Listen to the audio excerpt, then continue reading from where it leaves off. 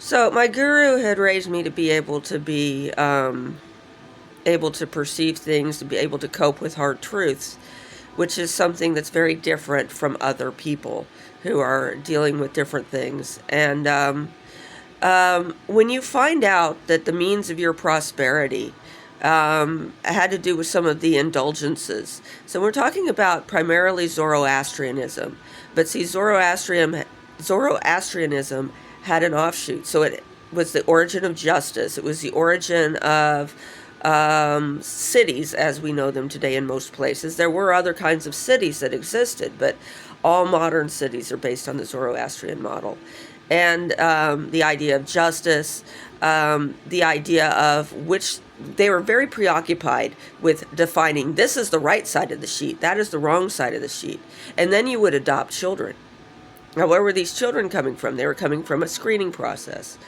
Where were the rest of them going? Well, some of them were delivered to Moloch when they were older. Some of them never made it out of the birthing chamber. And why was that such an important thing? Why was there so much investment? More investment in what they say about why people have been rejected than they invested in their elaborate art.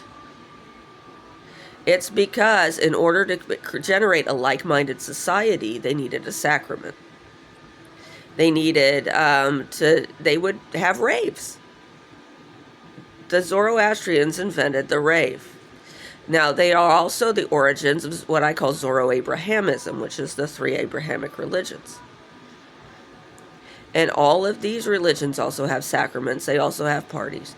Now, what was the reason our retarded and ignorant ancestors used to go off on the Jews? What did they tell us? Because they were eating the blood of unbaptized or unchristened Christian children.